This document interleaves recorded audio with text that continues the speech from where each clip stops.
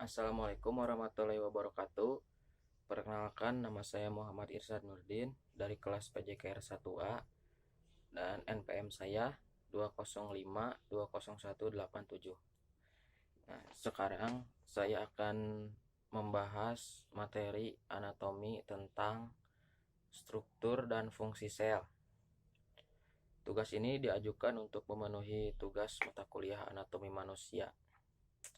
Dan langsung saja. Sel adalah kesatuan struktural dan fungsional makhluk hidup, dan sel merupakan unit organisasi terkecil yang menjadi dasar kehidupan. Dalam arti biologis, semua fungsi kehidupan diatur dan berlangsung di dalam sel. Struktur dan fungsi sel. Sel terbagi menjadi dua kelompok utama, yaitu sel prokariotik dan sel eukariotik. Kedua jenis sel tersebut sama-sama mempunyai perintah selektif atau membran plasma dan sitoplasma. Satu, sel prokariotik. Ciri-ciri sel prokariotik adalah satu, memiliki membran plasma dan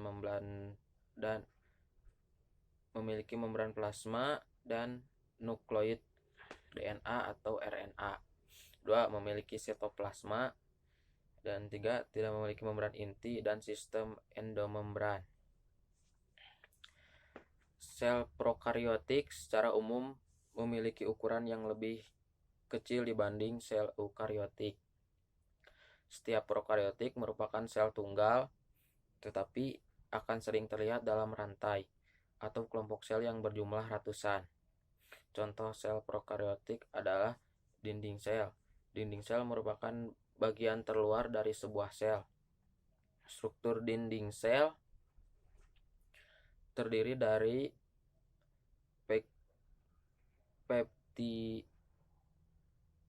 peptidoglikan atau senyawa ini menyebabkan dinding sel bersifat kaku, lipid atau lemak, dan protein. Dua, membran plasma. Membran plasma adalah membran yang menyelubungi sitoplasma. Ketiga, ada nukleoid. Nukleoid merupakan wilayah yang merupakan tempat DNA yang sel terletak atau tidak terselubung membran. Keempat, ada organel. Organel yang terdapat dalam sel-sel prokariotik adalah ribosom yang tersusun dari RNA dan protein. Ribosom merupakan tempat berlangsungnya sintesis protein. Yang kelima, ada flagela. Flagela merupakan organel lokomosi atau pergerakan beberapa jenis bakteri. Dan yang keenam, ada pili atau fimbriae. Pili merupakan struktur pelekatan pada permukaan sejumlah prokariota, berukuran lebih kecil dan lebih pendek dari flagel. Dan yang kedua, sel eukariotik. Sel eukariotik adalah termasuk golongan yang memiliki struktur lebih maju, yaitu sama dengan sel tumbuhan dan binatang. Eukariotik adalah kelompok organisme yang sel-selnya mengandung nukleus yang dikelilingi oleh membran nukleus. Membran sel. Membran sel terbagi menjadi tiga. Satu, membran sel merupakan lapisan lipoprotein yang terdiri dari fosfolipid dan protein. Dua, bersifat semi permeable atau selektif permeable. Tiga, berfungsi mengatur keluar masuknya zat-zat dari sel ke dalam sel. Nukleus atau inti sel merupakan pusat kontrol dari sel dan mengontrol sintesis protein, mengarahkan karakteristik fungsional dan struktural sel. Dan ada sitoplasma. Sitoplasma meliputi isi dari isi sel di luar inti sel. Terdiri dari cairan yang disebut sitosol atau yang dapat berubah dari fase sol ke gel, dan padatan berupa organel sel. Bagian komponen sel adalah membran sel. Membran sel sering disebut juga membran plasma yang bersifat semi permeable. Artinya, membran sel hanya dapat dilewati oleh zat tertentu tetapi tidak dapat dilewati oleh zat lainnya. Pada sel tumbuhan terdapat dinding sel yang berfungsi untuk melindungi bagian sel yang terletak lebih dalam. 2. Memperkokoh sel. Yang ketiga, mencegah agar sel tidak pecah. Yang keempat, menjadi tempat berpindahnya air dan mineral. Kedua, ada sitoplasma. Sitoplasma merupakan cairan yang mengisi sel yang mengandung berbagai zat yang koloid. Fungsi kehidupan utama berlangsung di sitoplasma. Di dalam sitoplasma terdapat organel yang melayang-layang dalam cairan kental. Ketiga, ada nukleus atau inti sel. Nukleus biasanya berbentuk oval atau bulat dan berada di tengah-tengah sel. Di dalam inti sel nukleus terdapat nukleus dan benang kromosom. Dan ada juga yang keempat, retikulum endoplasma atau RE. Retikulum endoplasma yaitu struktur benang-benang yang bermuara di inti sel atau nukleus.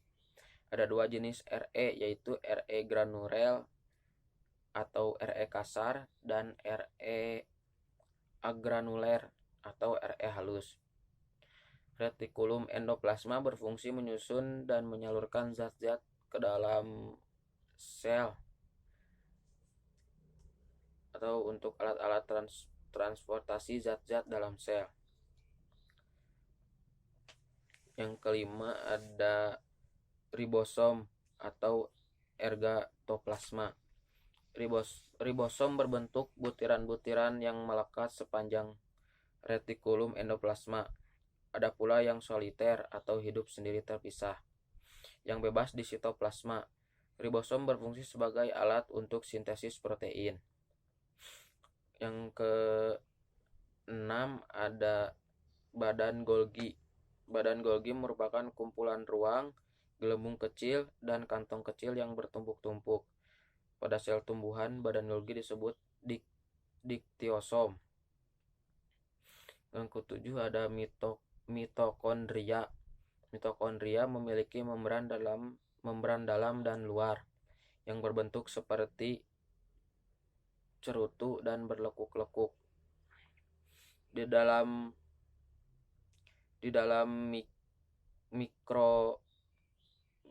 mitokondria berlangsung proses respirasi untuk menghasilkan energi.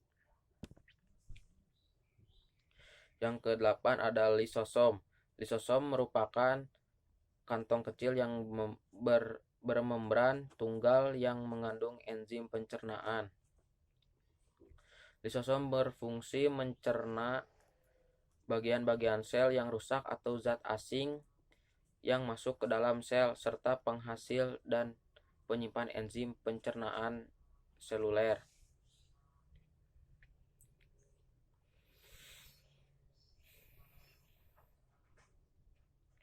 Dan yang ke-8 ada vakuola.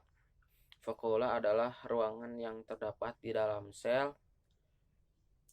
Pada sel tumbuhan yang sudah tua, vakuola tampak berukuran besar dan berisi cadangan makanan dan pigmen. Yang ke-9 ada plastida. Plastida merupakan badan bermembran rangkap yang mengandung membran tertentu. Plastida mengandung pigmen hijau atau klorofil yang disebut kloroplas, sedangkan yang berisi amilum disebut amiloplas. Plastida hanya terdapat pada sel tumbuhan. Dan yang terakhir ada sentrosom. Sentrosom merupakan struktur berbentuk bintang yang berfungsi dalam pembelahan sel atau mitosis maupun meiosis. Organel ini hanya terdapat pada sel hewan yang berfungsi aktif dalam pembelahan sel. Dan mungkin cukup sekian materi tentang struktur dan fungsi sel. Mohon maaf apabila ada salah-salah kata dari saya. Terima kasih. Wassalamualaikum warahmatullahi wabarakatuh.